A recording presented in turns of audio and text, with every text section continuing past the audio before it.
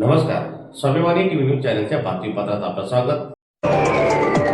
जिल्हा अधिकाऱ्यांच्या अध्यक्षतेखाली विशेष पुनरीक्षण कार्यक्रमाच्या अनुषंगाने राजकीय पक्षांच्या प्रतिनिधींची बैठक। धुळे जिल्हा अधिकारी यांच्या अध्यक्षतेखाली आज जिल्हाधिकारी कार्यालयातील सभागृहात विशेष पुनरीक्षण कार्यक्रमाच्या अनुषंगाने राजकीय पक्षांच्या प्रतिनिधींची महत्त्वपूर्ण बैठक पार पडली। या बैठकीत विविध राजकीय पक्षांच्या प्रतिनिधींनी सहभाग नोंदवून संबंधित विषयांवर आपली मते व सूचना मांडल्या।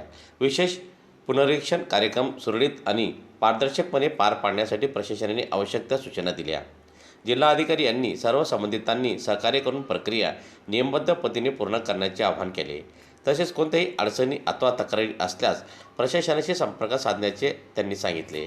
दरम्यान आजच्या या बैठकीस जिल्हा प्रशासनातील अधिकारी तसेच विविध राजकीय पक्षांचे प्रतिनिधी मोठ्या संख्येने उपस्थित होते। निवडणूक आयोगाकडून SIR अर्थातच मतदार पुनरीक्षणाचा कार्यक्रमाची प्रक्रिया त्या ठिकाणी राबवली जात आहे। या संदर्भामध्ये आज जिल्हाधिकारी कार्यालयामध्ये सर्व राजकीय पक्षांची महत्त्वपूर्ण बैठक त्या ठिकाणी झाली। SIRची प्रक्रिया राबवत असताना अनेक अडचणी मतदारांना त्या ठिकाणी येत आहेत। प्रामुख्याने 2002 सालची जी मतदार यादी शासनाने अपलोड केलेली आहे ती यादी त्या ठिकाणी मतदारांनी एपिक ॲपवरती ओपन केल्यानंतर ती यादी ओपन होत नाही। मतदारांना नावे शोधण्यामध्ये त्या ठिकाणी अडचणी येत आहे।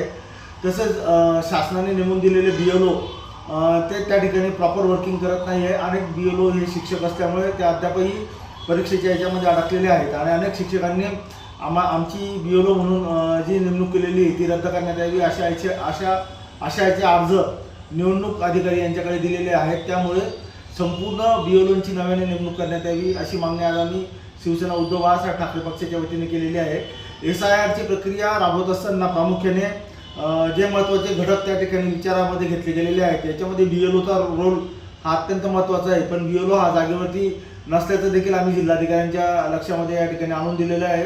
आणि सर्वात महत्त्वाची गोष्ट म्हणजे ही प्रक्रिया फक्त मुस्लिम बहुल भागामध्ये राबवली जात असल्याचं आमच्या निदर्शनामध्ये आलं।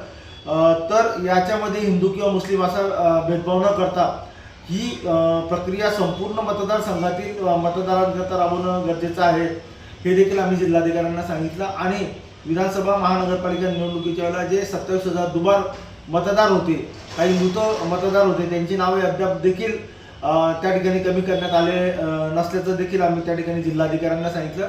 या संदर्भामध्ये जिल्हाधिकाऱ्यांनी सर्व मुद्दे जे शिवसेना उद्धव बाळासाहेब ठाकरे पक्षाच्या वतीने मांडण्यात आले त्याचं एक लेखी स्वरूपामध्ये निवेदन देण्यासाठी त्यांनी आम्हाला सांगितलेलं आहे।